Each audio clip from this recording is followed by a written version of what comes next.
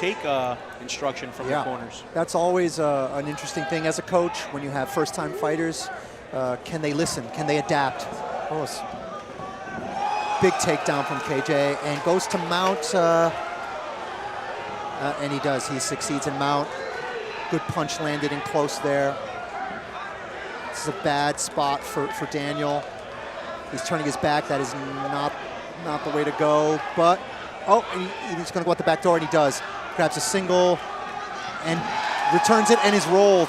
Oh, and he's on his back. Good shot from KJ. These guys, to be expected, lightning fast and all over the place. This is what 125 is about. Yeah, they both look very ready to go there. Just very active pace. It's a nice little feint there. He should have thrown a hook after Daniel turtled up. Shot. Yeah. Looked like a straight teep or a straight inside leg kick. Little hook caught him on the way in. That was nice. He's going for the single again, but he doesn't really have it. He's using just arm strength here. Yeah, see, he's trying to go for a trip. Not a conventional takedown. And again, KJ has the back, but he's not putting the hooks in. The uppercut from that sneaky little uppercut there. Daniel's got to turn in, get some control over KJ's body. He's eating a lot of punches. He's got side control here. He should have kneed on belly and then slid that in rather than going for that wild mount. Okay, here's the mount again. He lost the position the first time he tried it. Landing some good shots here. Oh, this could be over.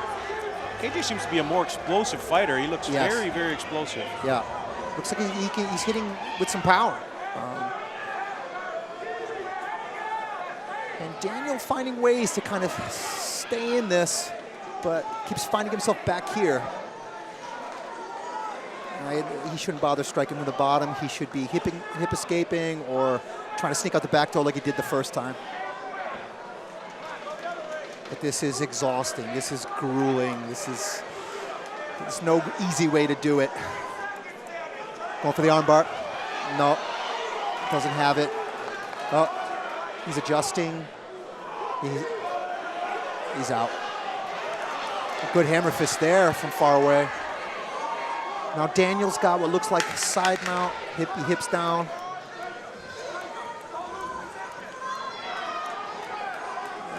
Daniel looks like he's pretty comfortable here, like he knows what he's doing. All right. Not bad, clear round for KJ. He dominated most of the round, landed some pretty big shots in the ground and pound. I'm sorry, did I say KJ or Daniel? I meant KJ. Yeah, KJ. Okay.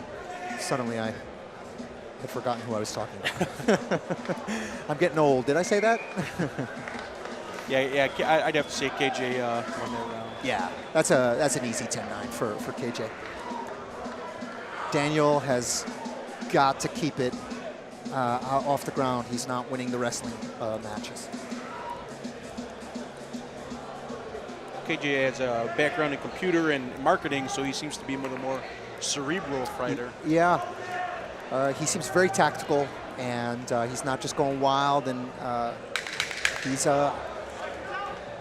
outplaying Daniel right now. Let's see if Daniel can make adjustments. Hopefully his corner gave him some good advice for dealing with KJ's speed.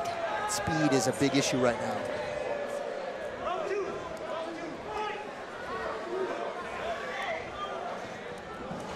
Well, it looks like he's initiating the grappling, but he wasn't winning these exchanges in the first round. And he's in trouble here. This is a weird position. He's got the guillotine from the mount. This could be over. It's an arm in, but this looks deep. He's arching his back, trying to do that one-arm guillotine. It's possible. It's not likely, but it is possible. Yeah, it looks like he's definitely trying to get leverage here to put a little more pressure on the neck. It's more like a neck crank right now. It is horribly uncomfortable, but it is hard to finish here. Looks like Daniel's panicking a little bit. Now, KJ does have to be careful. He doesn't want to blow out that arm. Good, yeah, I would have given up on that before so that he still has that. He needs that explosiveness. Doesn't want to tire out his arms on a, you know, unlikely submission. Now, is this a good position for KJ? Because it seems like he doesn't really want him against the cage, but... Yeah, if he should dump him on the ground. He can't really get any leverage because he's got mount and he doesn't want to lose the mount. But he can't really get leverage being that close to him. He's trying to work another sort of choke here, but this is not really likely either. Again, he's just kind of crushing his jaw. It's not fun, but if you're a tough guy, you're not gonna tap to that. Watch out for the seatbelt. If he grabs that arm behind him, he could be in some trouble.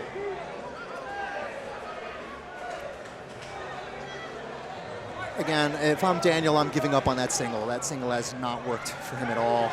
He's getting beaten up because he keeps getting reversed from the single position. He's got a double here, but he didn't drive. Yeah, when he's dropping for the single, he seems to drop his head, which KJ grabs immediately. Oh, he's got a guillotine of his own. He's only got half guard, but he's got a good angle, and KJ does the right thing. He's got his body on the opposite side. He can't be choked now. Yeah, he's using his back and his arms instead of really clinching with his thighs and getting his weight down on that leg to dump him. He's trying to muscle it, and that's not going to work against a guy like KJ who clearly can wrestle. Now, this is a good position for KJ. Here, he should posture up and just start wailing on him. He needs to let go of the head. Holding onto that head does nothing for him. He should get that forearm across the jaw and start throwing pretty serious ground and pound. As we near the end of the round, coming into the third round, what do you tell Daniel to try to win this fight? I tell Daniel to abandon the single leg. I tell him not to shoot at all, and he's got to come out and slug. I haven't seen what his hands are like because he hasn't been really throwing it, but he's got to knock him out. He can't win this fight by a decision, and he's not going to out-grapple KJ. I just don't see that happening. Yeah, we haven't seen KJ get hit with anything as well, so no. we don't know, how he's going to react to that. Right, that's true. He's been able to dominate the grappling, and so, who knows if Daniel can keep it at distance and maybe land a big shot, test the chin, see what it's like.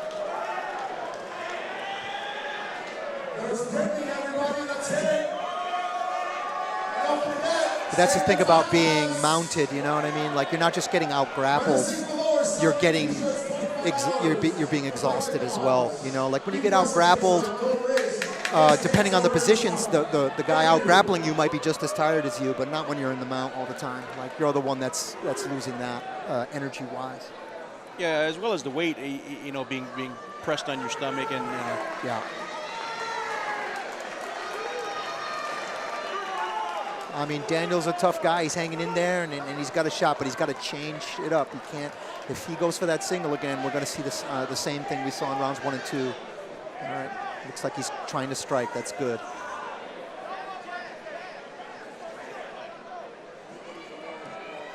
Oh, and there we have it. There's that straight right to the chin, and KJ wobbled and an uppercut. Absolutely. This is exactly what I would have told him, and it looks like his corner said, you got to go out there and put it on him.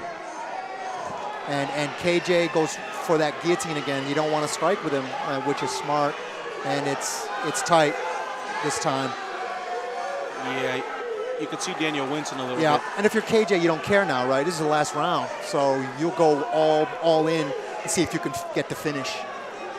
Oh, it's getting tighter and tighter, and Daniel's going to run out of space here. That's nasty. He needs to arch his back. I just don't know if KJ can. I see KJ going for the legs. Is he trying to He's flattening him out. Flatten him out a little bit? Yeah, he is.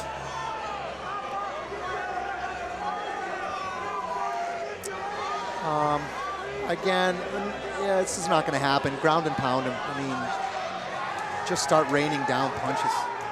Watch out for the feet on the fence. Pull him away a little bit. There you go. Good. Very smart. You see, he goes to wrap up the head, which is interesting. I wouldn't. I would put that forearm across his cheek and then punch him with the other hand. So almost to pin him down to the mat. Yeah. Okay, and Daniel's kind of giving him his back, and it looks like KJ wanted that armbar and then thought better of it. He still has the position if he wants it, but I don't think he wants to give up the position. I think he just wants to stay here. And yeah, I mean, the problem with the topside armbar is that if you don't get it, like happened in the first round, you end up on your back and then you lose your position. Now, KJ's not going to lose the fight, but he also doesn't want to end up. Doesn't want to end the fight on his back. He wants to end in a dominant position like he has here. Daniel is just kind of turtled up and a little bit helpless here. He's got to hip out, try something. I know that's easier said than done. I do feel like KJ is just perfectly comfortable here, knowing he probably has round 1 and 2. Oh yeah, he sits here, he throws punches. He should mix in some hammer fists, not just straight punches. And then maybe with 10 seconds left, you roll for that armbar, and who cares? Something a little flashy, just to make the crowd go wild. That's right. Just to show the judges and the crowd, I've been trying to finish this whole time, which he has been. He has not slowed down. He has not let Daniel back into this fight at any point. He no longer has the position. He's just doing kind of a neck crank here. Doesn't really have much because Daniel's in a weird position. And that's it. And clear 30-27.